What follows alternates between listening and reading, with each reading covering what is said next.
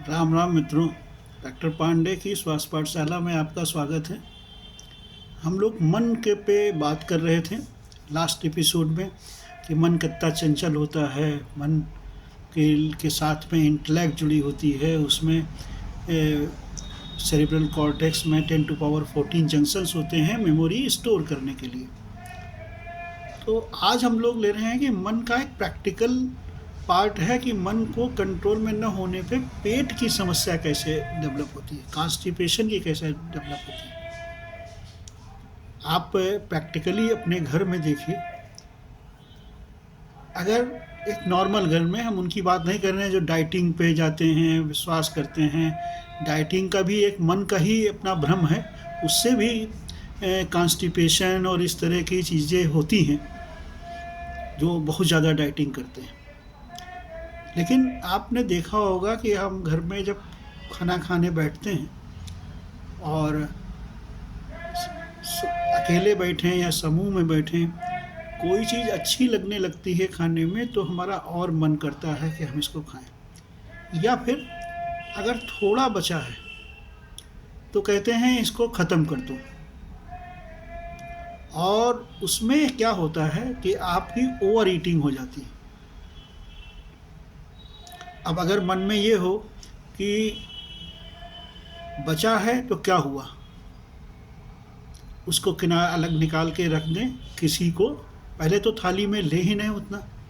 दूसरा जो है, अगर बच भी गया है तो उसको निकाल के अलग रख दें, क्यारियों में डाल दें।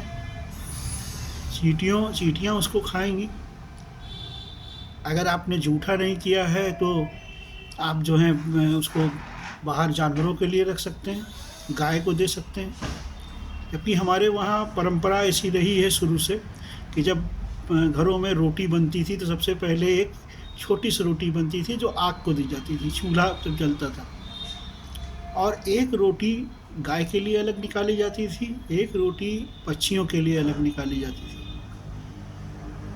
इसी तरह चावल का हिस्सा निकाला जाता था और उसके बाद फिर खाना बनता था और खाना हम लोग खाते थे।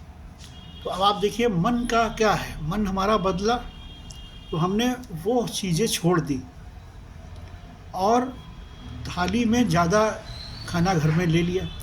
अब सोच रहे हैं कि ये ख़राब ना होने पाए, तो इसलिए इसको जो है कंज्यूम कर लें।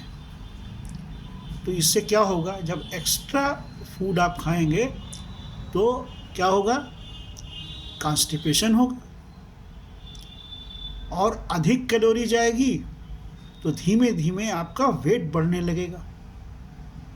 अगर आप बहुत हैवी वर्कर नहीं हैं, आप सेडेंट्री वर्कर हैं, और अल्टीमेटली बहुत सारे लोगों को ये डायबिटीज़ में कन्वर्ट हो जाता है। लेकिन हम तो रुकते हैं केवल अपने पेट की समस्याओं के, जहाँ से सारी समस्याएं शुरू होती हैं। तो धीमे धीमे ये ओवर ईटिंग की आदत इसलिए पड़ जाती है कि हमारा मन ने ये डिसाइड किया हुआ है कि ख़राब नहीं होना है और थाली में आ गया है तो इसको फेंकना नहीं है, तो इसलिए हमें खा ही लेना है, ख़त्म ही कर लेना है और खुद ही ख़त्म करना है।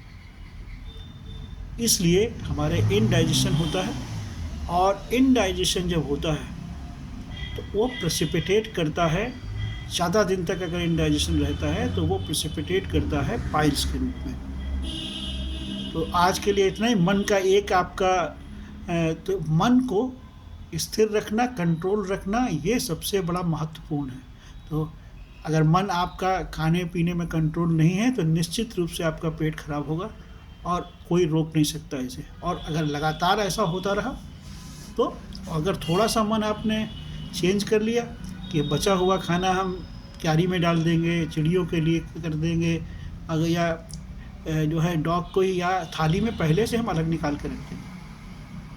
तो आज के लिए इतना ही। कल मन के दूसरे अवयव पर जो हमारी हेल्थ से रिलेटेड है बात करेंगे। धन्यवाद।